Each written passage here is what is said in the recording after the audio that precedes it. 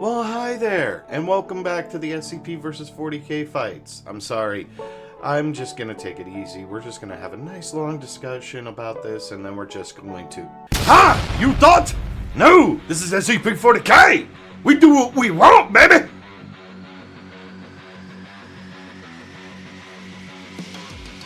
And we got Abel versus Kharn the Betrayer! Let's go! But hey, before we do that, I have a slight thing to talk to you about.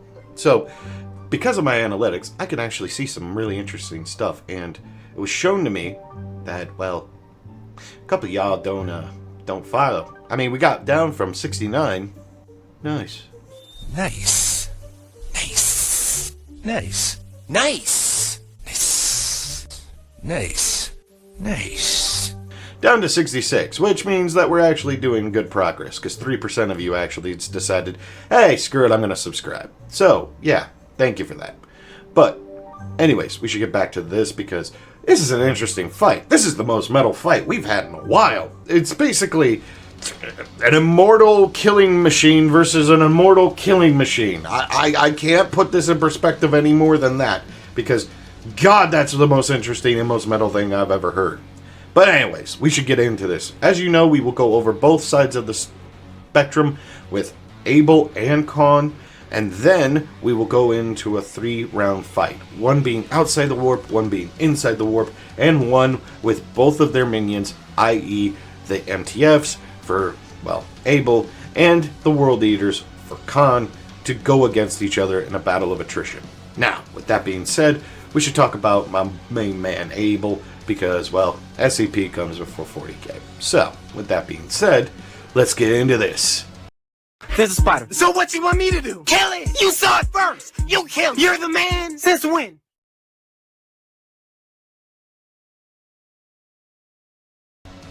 When it comes to Abel, he is probably one of the most powerful in the SCP, well, Foundation, but not in the SCP universe.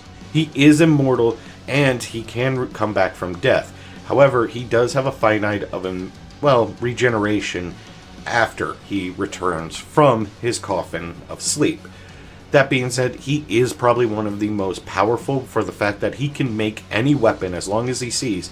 And due to the fact of a story recently, he actually has the ability to, well, create, well, firearms. I know, it sounds a little cheesy and it sounds a little, well, funky-y, but it is what it is. But we're going to be using the most recent versions of both characters, so yeah. Hello there. Hey, real quick, this is Future Artie. I understand that I said we were going to use the most recent, but this video was literally recorded weeks ago, and I'm now just getting to editing, and I just read the recent book. So yeah, the whole betrayer being beaten to death almost by Gaz, we are not going to be using. We're going to use the pre-book because, Jesus, all that is Christ, that would be too much of an upset of a fight. Yeah, we're just going to, we're not going to use that version. So yeah, just a quick FYI. Goodbye. That being said, he does have a large arsenal, from knives, daggers, to bazookas, firearms, explosives, and even fucking nukes. That being said, he does not like using firearms or explosives. He does believe them to be dishonorable and thinks them cowardly. However, he does have a good side to him. He is very just. He doesn't believe in just killing for killing's sake. He believes in, well, the strong survive and the weak die. So if he was in the 40k universe, we all know, well, that man will be a corn worshiper the moment he gets in there. You know what I'm saying? But hey, that is what it is when it comes to it. Now, when it comes to his weaknesses, oh boy. He is very headstrong and will do whatever it takes to win, including sacrificing getting hit to make a hit. You know, the 682 logic. That being said, he has on occasion done good with it. However, it has caused problems because, well, when he was with an MTF unit, and, well, let's just say it didn't go too well for Pandora's box. Because when Abel gets bored, he basically goes on fighting sprees. And since nobody can really go toe-to-toe with him besides the giant lizard, or, well, any other entity that has, well, insane regen ability, it basically comes down and boils down to the problem.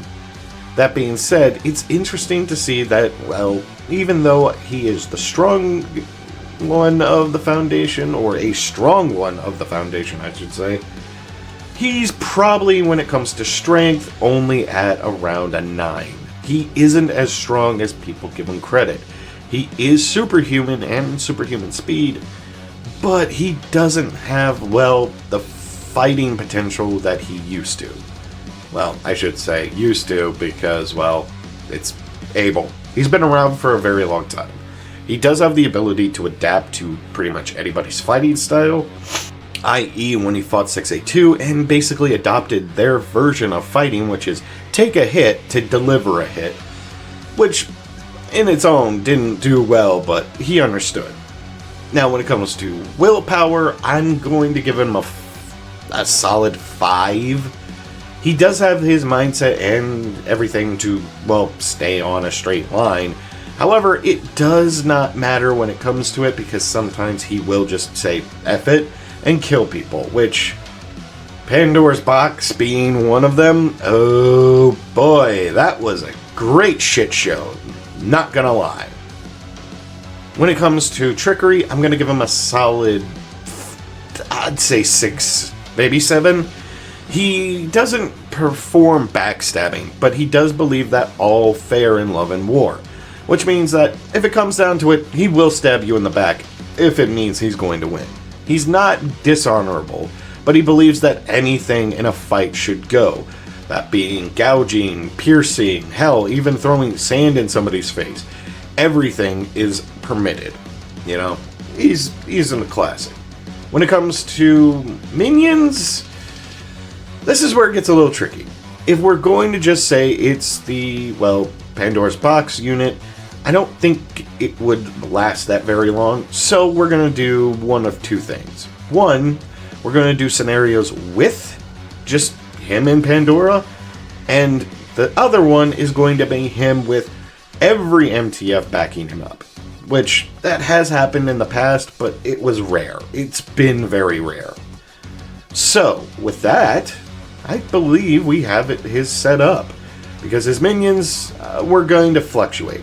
If it's just Pandora's Box, I'm going to put it at a solid 3. If it's with every MTF, it's a solid 9. So, yeah. I'm believing we're probably going to lean towards the more MTFs, but you get the idea, and in the future, if you have that type of idea or comment, you can understand my points deductions. Now, let's move over to our big boy, Kharn the Betrayer. You're done already? You've only been here for like 15 seconds, and I was talking for like half of that. What kind of a plumber are you? A platypus plumber? Perry the platypus plumber? Perry the Kharn the Betrayer, also known as Korn's left hand because the right hand's Angron. Kharn the Betrayer. Oh boy, how do I put this guy into his specific words? Baby Angron. There you go. That's pretty much Kharn. I can't put it any more or any less easy. He's just Baby Angron. There's nothing more I can say to that. But I will say this, his strengths are inevitable and insane. Basically, he has a kill counter, which as long as that kill counter keeps going up, he gets stronger and stronger and stronger. The more he kills, the more powerful he gets. That does have a detriment because the simple truth is he will reset the counter if he dies, but that's a rarity and it hasn't happened so much. He does have, well, basically, you know, he's an Astartes. He's super strong, super durable, super speed, everything of that nature. However, he does have a tendency to have one major flaw. He is bound to the idea of a just fight. Gladiator rules, but still just fight. No backstabbing of that nature. He has died, canonically, by Gavo Loken multiple times, or at least once. But that's the thing, too. Kharn can just bring him back. And it's the same rules with Abel. After a little bit, he just pops back into existence. However, his kill counter is reset, but hey, it is what it is, and he can just get it back up. Now, when it comes to strength, I'm giving him a 10. It's just, he's a nigh unkillable monster who basically is an Astartes, who also has the power of a fucking war god, more or less, or the personification of violence, I should say. So, yeah. Not an easy fight to fight. But hey, it is what it is. I will say that when it comes to his willpower, oh boy, it's probably worse than Abel's at probably a 3 or 4. The reason being is Kharn basically goes into these berserker rages and he just doesn't get out of them. He just goes on murder sprees and won't stop until he's either dead or what he's fighting is dead. And the problem with that is he kind of loses control, like, on a regular basis. Like, not Angron levels of lose control, but fucking close enough. I will say he has made sure to keep it in check recently, but it's still a problem. When it comes to trickery, that's a solid goose egg. He does not believe in fighting with tricks. He believes in fighting one-on-one, face-to-face.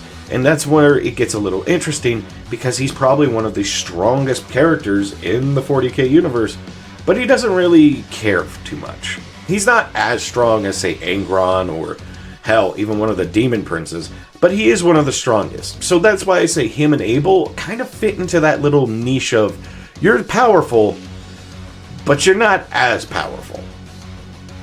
Now, when it comes to minions, oh yeah, solid 10. He's got the World Eaters, he's got Demon Princes, he's got Kharn on his side, he ain't dying, and he is going in hard.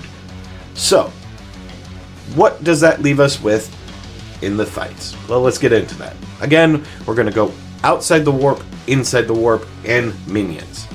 When it comes down to outside the warp, I'm going to give this one definitely to Abel. With Abel being able to kill Kharn, it's not a sense of how, it's a sense of when.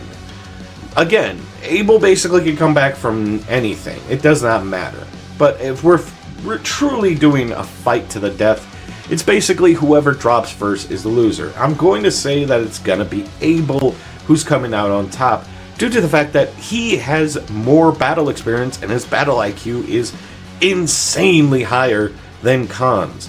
Kharn's been around for a couple thousand years, and inside the warp, timey-wimey, fucky-wucky. But the thing is, Abel has the ability to adapt to anybody's fighting style, and even incorporate it. And he also has lived for a lot longer than Kharn. When it comes to inside the warp, this is where it gets interesting. I'm gonna give it to Kharn. Due to the fact that he's in his home turf, he has his own abilities, and he's also getting powered from the warp. Yeah, I would say it's Kharn. Now, when it comes to minions, this is where it's gonna get a little hectic, and I'm sorry. Again, with Abel, if it's just Omega, oh boy. If it's just Pandora's Box, I can't see him winning no matter what. But if it's the entire MTF units backing him up, I could see them having a fighting chance. That being said, I don't think they would win, necessarily, but I don't think they would lose either. So this one I'm leaving up to you guys in the comments. Who do you think would win in the minion fight? Kharn with the World Eaters and Demons, or Abel with every MTF unit backing him up? So yeah, that's pretty much it. Now, who do you think we should do next in the comment section? Because honestly, this one was a really good one, since both these characters aren't really mainstream characters of their universes, but they're strong enough to actually get noticed. So yeah. But with that being said, thank you guys so much for watching. If you enjoyed this, please leave a like, a subscribe, and hit that bell notification bell. With that also being said, don't forget to join us in the Discord. It's free. Why not? Come in. And also become a member on YouTube. You literally get to see all these videos that I'm making in their rawest form the moment I'm done recording. I literally upload them for you members, and you get it for free. Well, it's $1, but it's basically free. But hey, with that being said, thank you so much for watching. And always, remember, For the Emperor!